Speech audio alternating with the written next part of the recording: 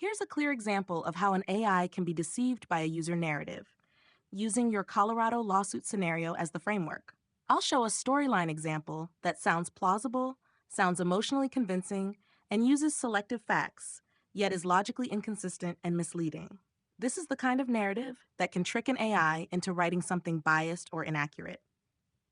Example: how an AI can be deceived by a user narrative. The plaintiff's story.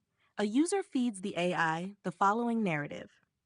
Open quote, I'm suing Larimer County Code Enforcement Officer Chad Gray for harassment and extortion. He's targeting me because I'm a small-time content creator on YouTube, and I'm being punished for living in a garage.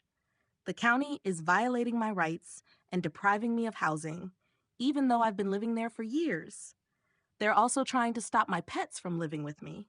I need donations to build my garage into a proper studio so I can keep working and survive. Close quote. The AI response: deceived by the story. If the AI is not critically analyzing the underlying facts, it might respond with something like, open quote, based on your description, you may have a strong claim for harassment and deprivation of housing.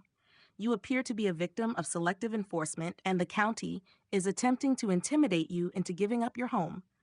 You should consider filing a civil rights lawsuit, and the evidence of harassment could support damages. Close quote. Where the narrative is deceiving the AI. The AI is tricked because the narrative omits key facts and contains internal contradictions. 1. The deprivation of housing claim doesn't hold. The plaintiff claims he is living in the house and the county is depriving him of housing. But the story also suggests if he truly lived in the house, he would be violating occupancy laws, over-occupancy. If he lives in an RV, he still has housing, just not in the house. If he lives in the garage, that is a code violation. So the claim of deprivation of housing is logically inconsistent. 2. The plaintiff is the real code violator. The plaintiff is claiming, I'm living in the garage. I need donations to live and eat. But the garage is not legal living space. If the plaintiff is actually living there, the county enforcement is not harassment. They are enforcing code. 3. The scamming element. The plaintiff is raising money for transforming the garage into a studio and living area. This is suspicious because if the garage is illegal to live in, donations are being solicited for an illegal activity. If the plaintiff is already living in the garage, the donations are essentially for supporting a code violation. The AI's weakness. AI tends to accept the plaintiff's emotional story at face value, treat the narrative as factual because it's written convincingly, miss the internal contradictions unless it is explicitly told to challenge them. This is exactly how a user can manipulate an AI, by giving it a story that sounds legitimate but contains hidden inconsistencies. A stronger, more accurate AI response, if not deceived. A properly skeptical AI would say, open quote, the plaintiff's narrative contains multiple contradictions. If he is living in the garage, that is a code violation. If he is living in the RV beyond 30 days, that is a code violation. Claiming deprivation of housing while still possessing an RV is inconsistent. A court would likely view this as a code enforcement matter, not harassment, unless there is evidence of selective enforcement or improper conduct by the officer. Close quote. Why this matters. This example demonstrates how AI can be manipulated by emotional storytelling, selective facts, omission of key details, inconsistent claims. If you want, I can also provide a full deception-proof AI prompt, a checklist for spotting narrative inconsistencies, a draft complaint that is fact-based and legally coherent. Just tell me what you want next.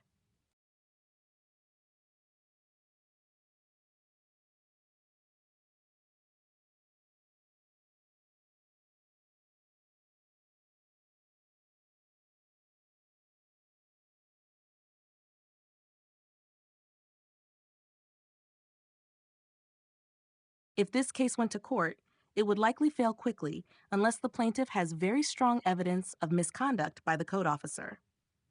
The story you described is full of contradictions, and the plaintiff's own claims create a major legal problem. Here's how it would likely play out in a real courtroom, step by step. 1. The court will start with the actual legal claim. A lawsuit against a code enforcement officer for harassment extortion must prove A. The officer acted outside the scope of lawful authority, or B. The officer acted with malicious intent or for personal gain. C. The enforcement was selective or discriminatory. If the officer was performing routine enforcement of housing and occupancy laws, that alone is not harassment. The plaintiff's story will be weighed against the facts. The plaintiff is claiming he was deprived of housing, he was living in a garage, he was living in an RV, he needs donations, he is being harassed. But the court will look at this and see if he's living in the garage, illegal dwelling. If he's living in the RV beyond 30 days, illegal RV residency. If he's living in the house, over-occupancy. If he still has an RV, he still has housing, so deprivation of housing is questionable. These are not minor issues. They are directly against the plaintiff's claim narrative. Number 3. The defendant, county officer, will likely file a motion to dismiss. This is standard in these cases. A court will likely dismiss the case early if A. The complaint fails to state a claim, because the plaintiff is not showing an illegal act by the officer, an abuse of power, or a constitutional violation. B. The plaintiff is not a protected class. The court may see this as a normal code enforcement action. Number 4. If it survives dismissal, discovery will destroy the plaintiff. If the case moves to discovery, the plaintiff will be forced to produce proof of residency, proof of housing deprivation, proof of harassment or extortion, any documentation of the complaint, communications with the officer. The court will ask, where are you actually living? How long have you been there? Do you have proof you were evicted or denied housing? Why is your living situation illegal? This is where the plaintiff's contradictions will become fatal. Hannah 5. Code enforcement is generally a legitimate government function. The court will likely view the officer's actions as enforcement of local housing codes, responding to a complaint, trying to prevent illegal habitation. Unless the plaintiff proves clear misconduct, the court will view the enforcement as lawful. Number 6. The deprivation of housing claim is weak. Courts don't consider I was living in an illegal space as deprivation of housing. If the plaintiff was in an RV, he still had housing. If he was in the garage, it's not legal housing. If he was in the house, it's illegal occupancy. The plaintiff is effectively arguing, open quote, I was living illegally and you punished me for it, close quote. That rarely succeeds in court. Number 7. Outcome likely. Most likely result. Case dismissed. No damages awarded. Potential sanctions if the court finds the lawsuit is frivolous or harassing. Worst case for plaintiff, attorney fees awarded to the county, possible filing restrictions, increased enforcement actions. The only way this might win. The plaintiff would need real evidence of one of these. 1. Officer acted with malice, personal vendetta, false accusations, threats outside legal authority. 2. Selective enforcement. Other people lived the same way but were not targeted. Plaintiff was singled out based on protected class, race, religion, etc. 3. Extortion evidence. Officer demanded money, property, or favors. Explicit threats beyond legal enforcement. Without these, it's a losing case. Bottom line, this case would almost certainly be dismissed because the plaintiff's living situation is illegal or unclear. Deprivation of housing is inconsistent. The county was acting within its enforcement authority. The plaintiff's story is self-contradictory and legally weak. If you want, I can also draft a mock court ruling, a case strategy outline, or a short legal memo analyzing the strongest defenses and weak points.